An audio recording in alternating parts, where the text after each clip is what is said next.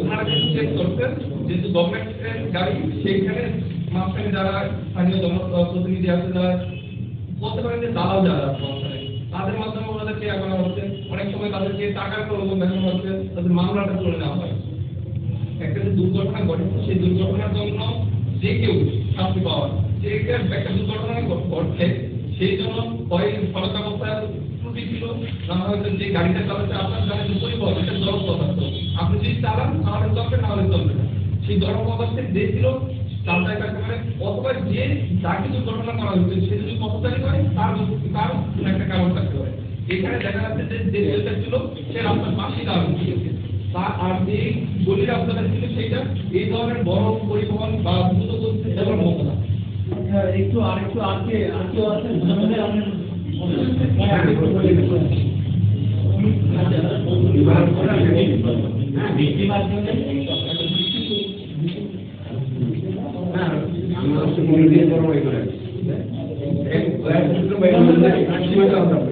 ভাই, আপনি একটু বলে দেন। আপনারা জানেন আমরা একটা নিরাপদ সড়কের মতো একটা বড় ধরনের আন্দোলন আমরা বাংলাদেশে দেখেছি। এই আন্দোলনের পরে আমরা যে বিষয়টি লক্ষ্য করেছি, আমরা আশা করেছিলাম সরকারের যে সমস্ত প্রতিষ্ঠানগুলো তারা একটা জায়গায় অন্তত একমত হবেন, সেটা হলো তারা নিজেরাই এই আন্দোলনকে সমর্থন করেছিলেন, বলেছিলেন এই আন্দোলন তাদের চোখ খুলে দিয়েছে। কিন্তু আমরা সেই চোখ ধীরে ধীরে বন্ধ হয়ে যেতে দেখছি। আমরা দেখছি সড়কে সেই নৈরাজ্য আগের মতোই আবার ফেরত এসেছে। আমরা লক্ষ্য করছি গত বছর আমরা সড়ক দুর্ঘটনার যে প্রতিবেদন প্রকাশ করেছি সেই প্রতিবেদনে আমরা দেখেছি প্রায় 1000-এর বেশি ছাত্রছাত্রী সড়কে এক বছরে প্রাণ দিয়েছে এবং 1300-র বেশি ছাত্রছাত্রী আহত হয়েছে। এবং আমরা এটাও লক্ষ্য করেছি সড়ক দুর্ঘটনায় আমরা এই যে এখানে সংক্ষিপ্ত আকারে অল্প কয়জন সংখ্যক আমরা অভিভাবকদের দেখলেন, তারা কিন্তু রাষ্ট্রের কাছে টাকাও চায় না, পয়সাও চায় না। তাদের মূল্যবান সম্পদ তাদের ছেলে সন্তান স্বজন হারিয়েছে, হারানোর পর তারা কিন্তু রাষ্ট্র থেকে ক্ষতিপূরণ চায় না, ন্যায় বিচার চায়। কিন্তু এই ন্যায় বিচারটা না হওয়ার কারণেই কিন্তু আমরা যে বিষয়টি লক্ষ্য করছি, এখানে সড়কের যে হত্যাকাণ্ড অব্যাহত এটা কিন্তু গতি পাচ্ছে। আমরা কঠোর একটা আইন পেয়েছি, আমরা বলেছিলাম এই আইনটি কঠোর, এই কঠোর আইনটি প্রয়োগ হলে কমবে, কিন্তু আমরা দেখেছি গেল জানুয়ারি মাসে আমাদের প্রায় 600-র বেশি মানুষ সড়কে প্রাণ দিয়েছে। অর্থাৎ আমরা লক্ষ্য করেছি 2019 সালে যে পরিমাণ সড়ক দুর্ঘটনা ছিল তার চেয়ে কিন্তু এই গেল জানুয়ারিতে হত্যাকাণ্ডের পরিমাণ অনেক বেশি, প্রায় 1200-র কাছাকাছি মানুষ আহত হয়েছে। এটা কিন্তু একটা ধারণা মাত্র, আসলে সব কাগজ সংবাদপত্রে আসে না বলেই কিন্তু আমরা এগুলো নিতে পারি না। বাংলাদেশে প্রায় 8000-এর বেশি দুর্ঘটনা প্রতি বছর হয়ে থাকে, যেগুলো হয়তো আমরা কাগজে পত্রে আনতে পারি না। কিন্তু এই যে 8000 ঘটনা যদি মামলা হতো এবং ন্যায় বিচার নিশ্চিত করা যেত, আমি নিশ্চিত করে বলতে পারি এখানে সড়ক দুর্ঘটনা কমানোর জন্য আপনি যত রকম চেষ্টা করেন তার মধ্যে আইনের শাসন সুনিশ্চিত করা এটা অত্যন্ত জরুরি। এটা যদি না করা হয় তাহলে আপনি সবকিছু করবেন, সব কাগজে কিতাবে থাকবে, কিন্তু দুর্ঘটনা থামানো যাবে না, স্বজনদের কান্না থামানো যাবে না। এখানে অল্প কয়েকজন অভিভাবক তারা বলেছেন তারা থানায় গিয়ে মামলা করতে পারছেন না, বা মামলা করলে এটাকে জিডি আকারে নেওয়া হচ্ছে, জিডি বা কোনো প্রেশার করে যদি এটা মামলাও করতে হয় গণমাধ্যমের কারণে অথবা অন্য কোনো প্রেশারের কারণে যদি মামলা করতে হয়, মামলা হয়েও যায়, তখন তাদেরকে আপোষ করার জন্য নানানভাবে নানান মহল থেকে চাপ দেওয়া হয়। কেন দেওয়া হয় আপনারা জানেন, সড়ক আমাদের সড়ক যারা নিয়ন্ত্রণ করছেন এখানে সরকারের পক্ষ থেকে নানান সময় বলা হয়েছে তারা আমাদের সরকার প্রধানরাও কোনো সময় তাদের কাছে অসহায়, যাদের কাছে অসহায় তাদের ভয়ের কারণে বা তাদের প্রভাবের কারণে এখানে কিন্তু আইনের ছোঁয়া কারণ গায়ে লাগছে না বলে কিন্তু আমরা এই অব্যাহত হত্যাকাণ্ড এটা কিন্তু কোনোভাবেই আমরা থামাতে পারছি না। আজকে আমরা এই যে সন্তান ছাড়া অভিভাবক যারা আছেন, আমরা তাদের পক্ষ থেকে আপনাদের কাছে একটি এখন আবেদন, এইখানে প্রতিটি ঘটনায় কিন্তু অনুসন্ধানের দাবি রাখে।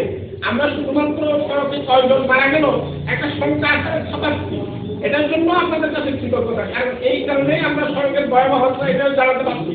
কিন্তু প্রতিটি ঘটনার পেছনে এক একটা পরিবারের কান্না, এক একটা পরিবারের আহাজারি, এটা কিন্তু তুলে আনা গণমাধ্যমগুলোর আমরা আজকে এই সংবাদ সম্মেলন থেকে দাবি রাখছি।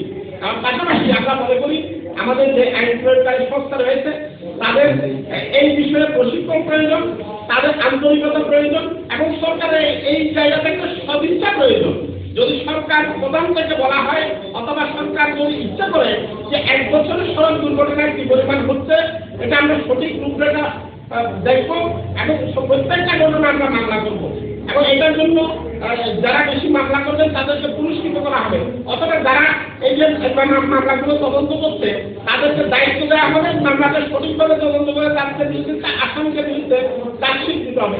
এটার জন্য যদি পথচারীরা দায়ী হয়, জনসাধারণ দায়ী হয়, চালক দায়ী হয় অথবা কোনো অন্য কোনো সংস্থা দায়ী হয়, আমরা মনে করি এখানে দায়ী ব্যক্তিদের সাজা নিশ্চিত করা যদি না যায় তাহলে এই হত্যাকাণ্ড থামানো কোনোভাবেই সম্ভব হবে বলে আমি মনে করি না।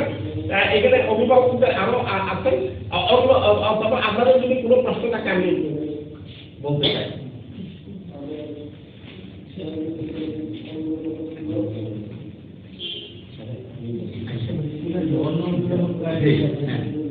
আসসালামু আলাইকুম। আমি আমানুল্লাহ শিকদার, চেয়ারম্যান বাংলাদেশ আওয়ামী পার্টি। আমার ইমিডিয়েট বড় ভাই 11ই নভেম্বর এই চাকরির হত্যায় মারা যায়।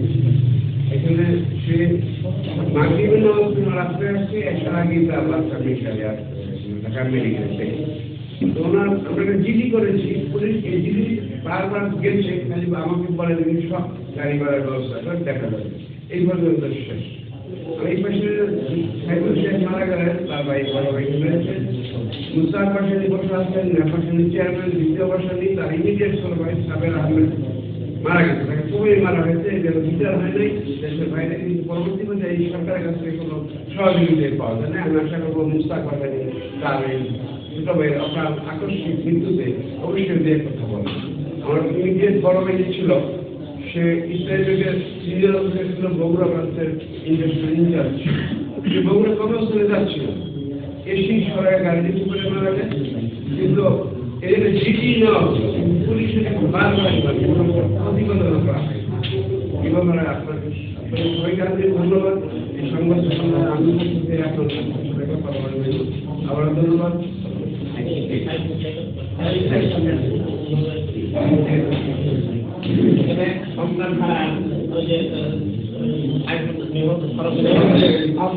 দুর্ঘটনাটা যে জায়গায় ঘটে একদম সেই একই জায়গাতে এই দুর্ঘটনাটা ঘটছিল, সাইকেল আমি একজন মারা গেছি।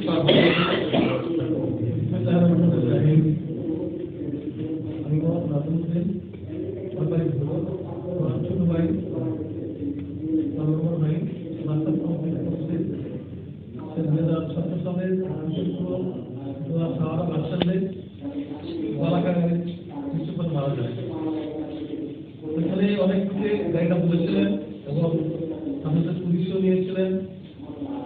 থানা থেকে আমি পুষ্করাম রাখলে করে নিয়ে গেলাম রাত বাড়িতে। আজকে অত্যন্ত মর্মস্ত নিজের বলতে পারছি যে আমার ছোট ভাই মারা গেছেন, তাকে কোনো পাবো না, তাকে ফিরেও পাবো না। আমার প্রশ্ন হচ্ছে যে এদেশে যে ড্রাইভিং করছেন অনেকে লাইসেন্সবিহীন অযোগ্যতার কারণে দুর্ঘটনা ঘটছেন। আমি বর্তমান প্রধানমন্ত্রী মাননীয় প্রধানমন্ত্রী শেখ হাসিনার সাথে অনুরোধ করছি যে উনি বর্তমান সমরে আছেন এবং প্রশাসনিক সমস্ত ব্যবস্থা করার জন্য তার কাছে অনুরোধ করছি যেন আর এই ঘটনা না ঘটে। কোনো ছাত্রের অভিভাবক, কোনো নাগরিকের অভিভাবক, কোনো পরিবার যেন স্বাধীন হয় সেই জন্য সরকারের কাছে আপনার দাবি করছি যে এই দাবি যেন পূরণ হয়। আর যারা ড্রাইভিং করছেন প্রশাসনিকভাবে যারা অন্যায়ভাবে করছেন তাদেরকে যেন দ্রুত এই সমাধান করার চেষ্টা করেন। আমি আপনাদের সাথে অত্যন্ত আনন্দিত যে অনেক দেরি হলেও আপনাদের সাথে আসতে পেরেছি, নিজের সাথে আসতে পেরেছি। আপনারা প্রত্যেকটা পরিবারকে সচেতন করে বা আপনার সাথে যোগাযোগ করে আলাপ করে যাতে এই বিচার করার সুযোগ সুবিধা পায় সে ব্যবস্থার জন্য আপনাদেরকে অত্যন্ত আন্তরিকভাবে ধন্যবাদ। আপনারা ভালো থাকুন এবং এই দেশটা যাতে সুন্দর শৃঙ্খলা ভালোভাবে চলে সেই জন্য সরকারের কাছে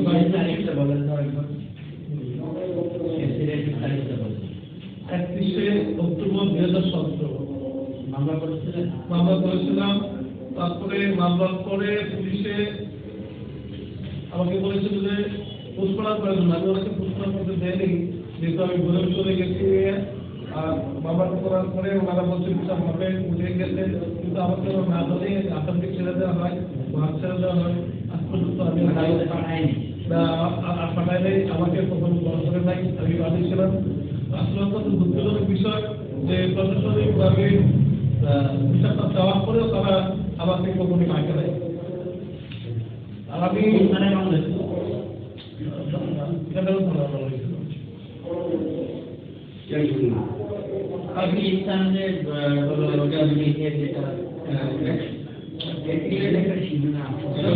আমরা দিয়েছিলাম স্কুল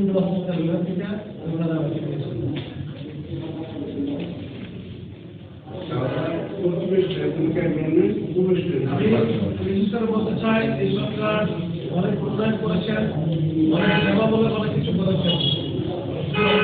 পরিবহনের সেক্টর, ওই সেক্টর যাতে সুস্থভাবে দেখেন এবং পর্যবেক্ষণ করার জন্য টিম করে দেন, যাতে এই ঘটনা আর দরকার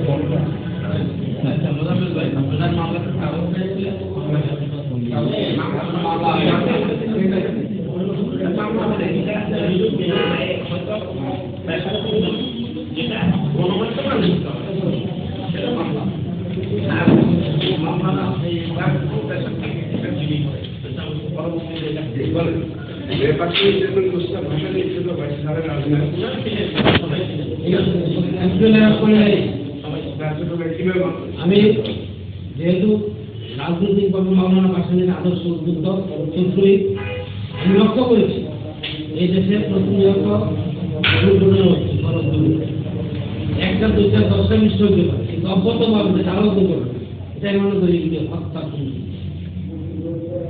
আমরা আরো লক্ষ্য করছি আপনারা তখন আন্দোলন করেন, প্রধানমন্ত্রী প্রতিষ্ঠা করতে হয় একমাত্র তার ক্ষতিপূরণ।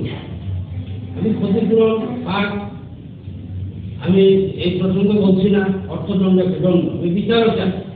সাথে সাথে মাননীয় প্রধানমন্ত্রী দেখেছি যেগুলি আন্দোলন হয়েছে, অবরোধ হয়েছে, শুধু তারাই পেয়েছে, আর যাদের সাথে আন্দোলন হয় নাই, কোনো কিছু হয় নাই, তারা পাবে না।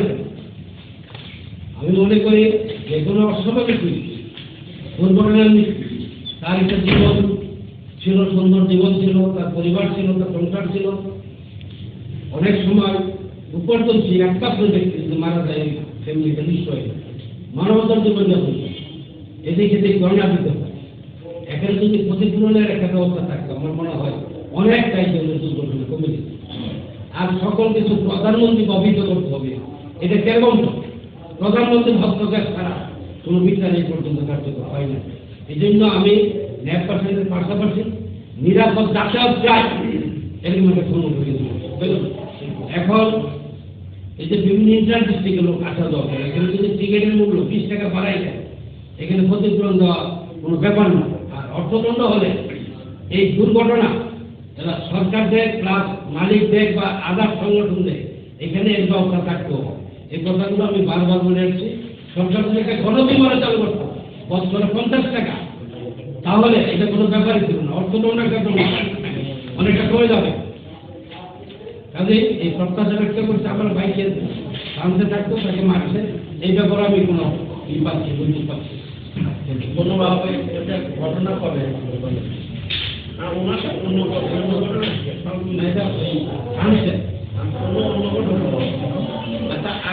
আরেকটা বিষয় আপনাদের আরেকটা বিষয় আপনাদের একটু মনোযোগ আছে। একটা বিষয়ে আমি একটু মুস্তাক সাহেবের বক্তব্যের কাছ থেকে আমরা একটা বিষয় এসেছে। আপনারা জানেন প্রস্তাবিত যে নতুন যে সড়ক পরিবহন আইন, এই আইনে একটা ক্ষতিপূরণ তহবিল রাখা, যেটা আমরা দীর্ঘদিন যাবৎ দাবি করে এসেছিলাম, একাধিক দফা সংবাদ সম্মেলন করেছিলাম, আপনারা জানেন। তবে নতুন আইনে একটা ক্ষতিপূরণ তহবিল গঠন করা হয়েছে, কিন্তু আমরা দেখেছি নভেম্বর থেকে আইনটি কার্যকর হয়েছে, কিন্তু তহবিলটা এখন পর্যন্ত অ্যাক্টিভ করা হয়নি।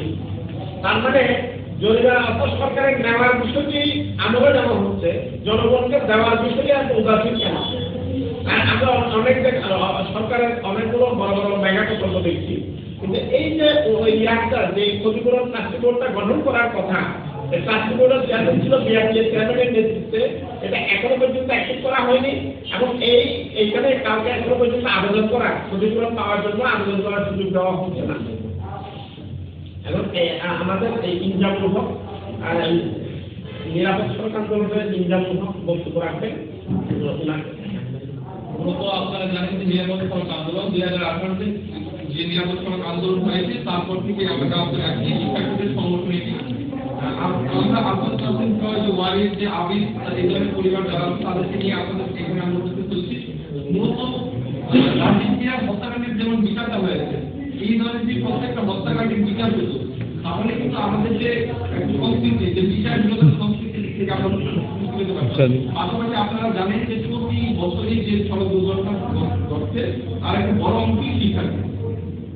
এর অন্যতম কারণ হচ্ছে শিক্ষার্থীদের মধ্যে সড়ক নিরাপত্তা সম্পর্কে যে তথ্য থাকা দরকার, সেই তথ্যগুলো নেই।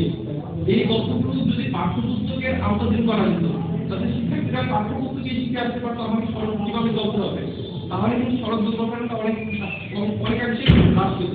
পাশাপাশি যদি বলি আমাদের এই শিক্ষার্থীদের জন্য যে আলাদা ট্রান্সপোর্ট সিস্টেম, ঢাকা সিটির জন্য, বিশেষ করে ঢাকায় আপনারা জানেন কিছুদিন আগে সাভারের পাঁচপাশের জন্য শিক্ষার্থীকে বাস থেকে নিয়ে ফেলা হয়েছে।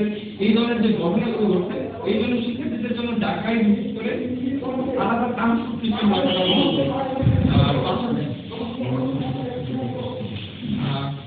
পাশাপাশি যদি আমি বলি যে আমাদের সাধারণ যাত্রী আমরা যারা ঢাকায় যাত্রা চলাচল করি, আমরা জানতাম যে আমাদের 2000 সালের আগে একটা টিকিট সিস্টেম ছিল গণপরিবহন, আর এখন সেই টিকিট সিস্টেমটা উঠে গেছে একদমই।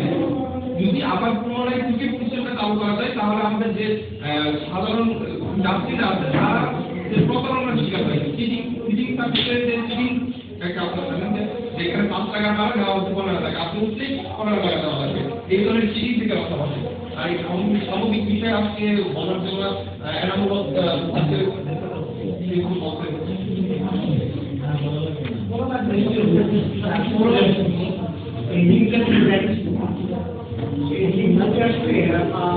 আমাদের যারা আমাদের বিদ্যালয় যারা আছেন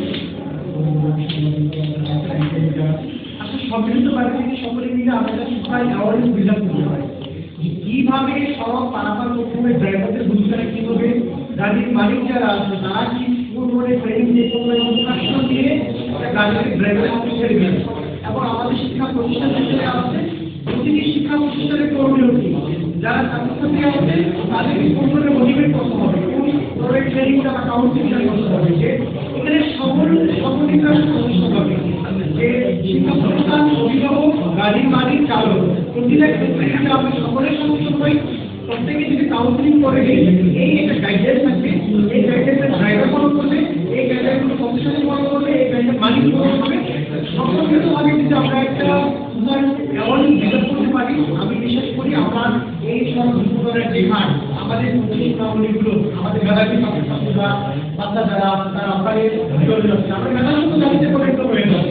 এই মেধাসূত্র জাতিতে যেন পরিণত না হই এবং ইনপুট জাতিতে যেন পরিণত না হই, সেজন্য সর্বাগ্রে হচ্ছে